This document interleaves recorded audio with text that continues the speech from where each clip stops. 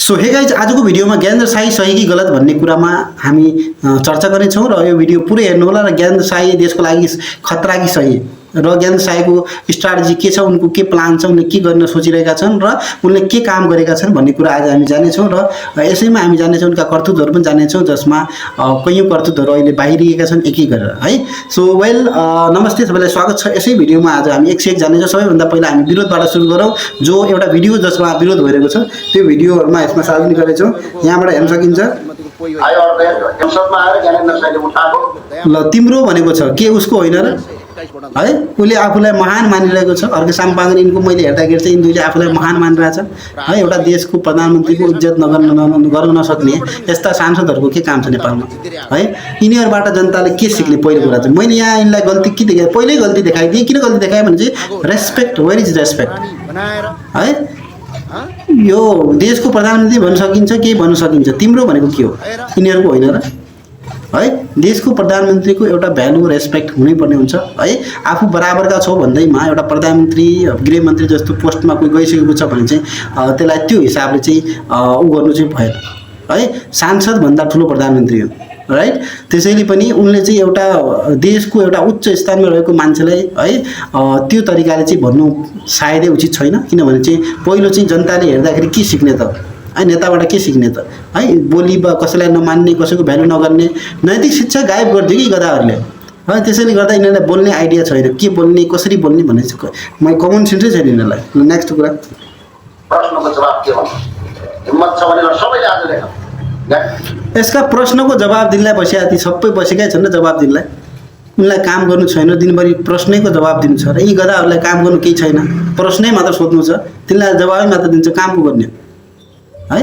हर्के सामबाङ यिनीहरूको त मैले के कुरा के बुझिएको छैन भने चाहिँ कम्प्लेन गर्नु सजिलो काहीँ केही काम गरेर देखाउने क्या। एउटा जब सिम्पल हर्केले एउटा काम गरेको थियो त्यो पनि 50 लाखमा हुने काम 1.5 करोडमा गरेको छ, त्यसलाई काम भन्छ।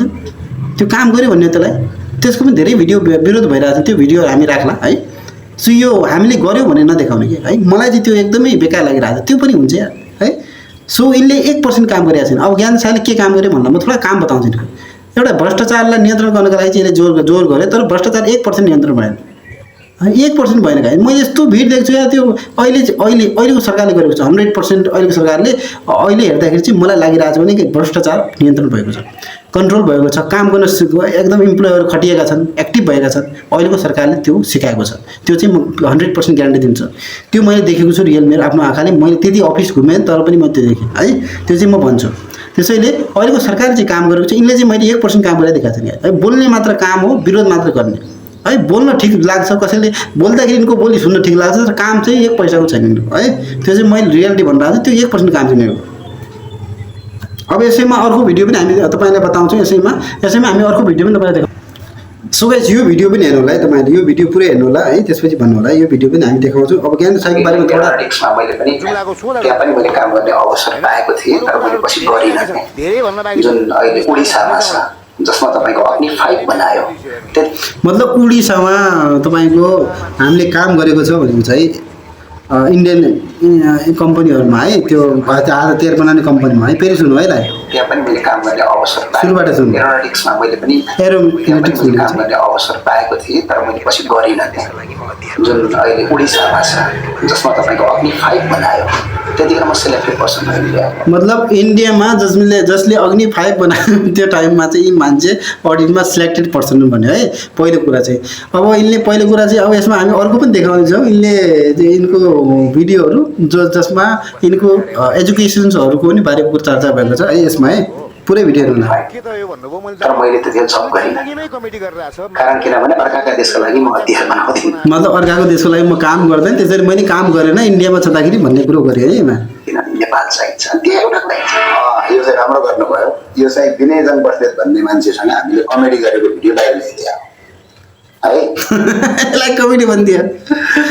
जो कुरा एउटा एउटा उसमा भनिरहेको छ नि, यो टाइम मतलब संसद हुनुभन्दा पहिला चाहिँ यिनले कति झुट बोलेर अगाडि गयो भन्ने कुरा हामी देखाइरहेको छौँ। झुट बोलेर यिनले अगाडि बढेका है, बोली अगाडि बढे है। अब के भन्यो भने चाहिँ यो मैले जति पनि बोलेँ है, संसद भइसकेपछि अगाडि चाहिँ भनिनँ। मैले जति पनि कुरा भनेको छु यो एउटा जस्ट कमेडी मात्र हो भनेको छ। योभन्दा बढी फन्नी के हुनसक्छ यार। जनताको लागि चाहिँ एउटा के सिलेक्ट गरेँ भन्ने पनि भइरहेको होला हेर्दा तपाईँले विनयजन बस्नेतलाई ल्याएर उभ्याउन सक्नुहुन्छ। अब खिचेर बाँड्ने हालिदियो मेरो बाउ के गयो।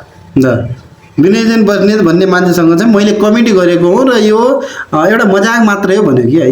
मतलब जबसम्म उसले नेता बन्नको लागि झुट बोल्दै अगाडि बढ्दै मान्छे इकट्ठा गर्दै गरे हो, जब उसको सच बाहिरियो सबै चिज भयो, उसले के भन्यो भने यो जस्ट कमेडी हो भने कि इन्डियन एरोनोटिक्समा मैले पनि त्यहाँ पनि मैले काम गर्ने अवसर पाएँ। तपाईँले विनयजन बस्नेतलाई ल्याएर उभ्याउन सक्नुहुन्छ। अब खिचेर बाँड्ने हालिदियो। यसले के भन्यो भने चाहिँ तपाईँले अब विनयजन बस्नेतलाई चाहिँ यहाँ ल्याउन सक्नुहुन्छ।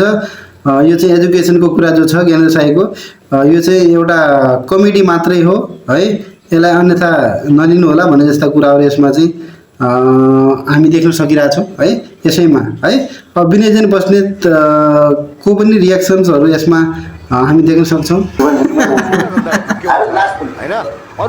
धेरै बाँकी छ, धेरै भन्न बाँकी छ, त्यो बिस्तारै भन्नु मान्छेले।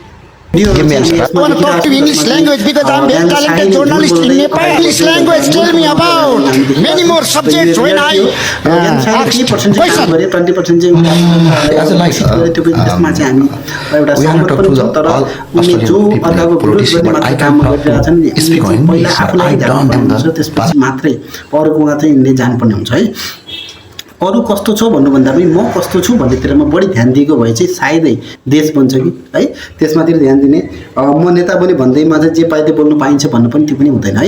यिनले पढेको भन्ने जस्तो कोही यो सोमा देखाएर यो चाहिँ गलत हो, यो तपाईँले हामीले देखायौँ है। सोमा भनेका कुराहरू चाहिँ जति पनि कुरा छन् ती सबै कुराहरू चाहिँ गलत हुन्। यिनले जति पनि कुरा भन्यो त्यो चाहिँ के हो गलत हो भन्ने चाहिँ हामी देखिरहेको छौँ। र साथसाथै एउटा अर्को पनि एउटा अपडेट्स फिटमेनले राखेको केटी देख्ने हुँदैन, दुई खुट्टा उभिएको देख्नै हुँदैन, त्यो मान्छे के थाहा। अनि 7-8 वर्षदेखि चिनेको छु, हामी यहाँ रोडमा काम गर्दादेखि चिनेको। त्यसको हरकत त मसँग एक एक कुराहरू एक एक फेरि मैले आरोप लगाएको होइन, मैले भने प्रमाण सुधा फेरि कुनै दिन त्यो मसँग च्यालेन्ज गर्न आयो भने मैले फेरि प्रमाण सुधा दिन्छु।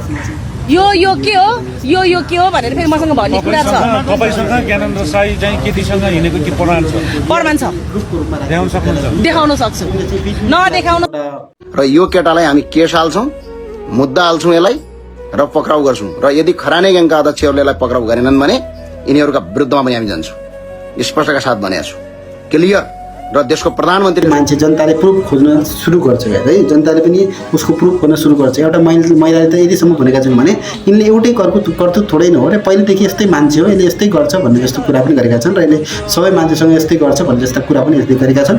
हेर्दाखेरि चाहिँ ओभरअलमा जति पनि नेताहरू छन् है सही छ कि छैन भन्ने कुरो चाहिँ हामी एक एक भिडियोमा गइरहेको छौँ। आज हामी ज्ञानेन्द्र साईको बारेमा चाहिँ कम्प्लिट एक्सप्लेन गरिरहेको छौँ, जसमा चाहिँ मैले भने ज्ञानेन्द्र साईको नियतमा पनि खोट छ र उसले अरूको विरोध मात्रै गर्ने कोसिस गर्यो र उसले गरेका काममा चाहिँ मैले 1% काम पनि देखेन है। उसले आवाज पक्कै उठायो, तर हेर्दाखेरि चाहिँ भ्रष्टाचार कुनै पनि नियन्त्रण भएन र अहिले उसले राजा हो। नेक्स्ट कुरा उसले चाहिँ साई खलानी ग्याङको लिडर तिमीले बालेनलाई भनि त हाल्यौ, तर तिम्रो जवाब दिनको लागि बालेन आउनु पर्दैन, तिम्रो जवाब दिनलाई मै काफी छु। तिमी र बालेन बीच फरक के छ तिमीलाई थाहा छ? तिमी नालीमा बग्ने एउटा चाहिँ किडा हो भने बालेन चाहिँ नि हिमालको काखबाट बग्ने एउटा नदी हो। तिमी भारत गएर पनि सीए पास गर्न नसकेर फेल भएर फर्केको नेता हो भने बालेन भारतमै गएर एमटेक सिद्धाएर स्ट्रक्चरल इन्जिनियरिङ सिद्धाएर बनेको नेता हो। बालेन केपी ओलीको गाउँमा गएर केपी ओलीलाई नै हराएर प्रधानमन्त्री बनेको नेता हो। तर तिमी नेपालमै कहीँ पनि जित्न नसकेपछि तिमी जुम्लामा गएर तिमी मत जितेर चाहिने संसद भएर छिरेको नेता हो। बालेनले 1 से 1 नेतालाई चाहिने अहिले संसद भवनमा छिराएको छ भने तिमी एउटा चाहिँ गुण्डा नाइकेको गर्लफ्रेन्डलाई लिएर तिमी चाहिँ संसद भवनभित्र छिरेको नेता हो। तर यस्ता मात्रै फरक होइनन्, तिमी र बालेन बीच धेरै फरक छन्। नेगेटिभ इम्प्याक्टहरू विरोध गर्ने कुराहरू है, राम्रो कुरामा विरोध गरेर त हामीले थाहा पाउँछौँ यो विरोध गरे भनेर, तर सबै ठाउँमा विरोध गर्नु चाहिँ उचित छैन है। केही चिजहरू सरकारले के तरिकाले सोचिरहेछ भन्ने कुरा, उनले गर्ने काममा होइन, उनले गरेको कामको रिजल्ट नआयो भने अलग कुरा हो। देशमा केही न केही सुधार गर्ने कोसिस गरिरहेछन्, सडकहरू निर्माणदेखि सबै प्लान गरिरहेछन् भने चाहिँ यदि उनको सोच छ यो तरिकाले सकिन्छ भने चाहिँ उनको हुनसक्छ, उसले त्यो तरिकाले गर्न सक्छ। तर सायदै उनले देश डुबाएर चाहिँ अगाडि बढ्नु चाहिँ सक्दैन नि त होइन। त्यस्तो चाहिँ हामी यसमा चाहिँ देखिरहेका छौँ। त्यसैले ज्ञानेन्द्र शाहीको बारेमा चाहिँ मैले सबै बताइसकेँ र तपाईँले आफ्नो भिडियो हेरिसक्नुभयो होला, चाहिँ यसमा सेयर गर्नुहोला र यसमा चाहिँ तपाईँले कमेन्ट पनि राख्नुहोला र उसका हरकतहरू चाहिँ हामीले यसमा देखाइसक्यौँ। जति हुन्छ यसलाई सेयर गर्नुहोला अनि नयाँ नयाँ मान्छेले सब्सक्राइब पनि गर्नुहोला। Take care, by.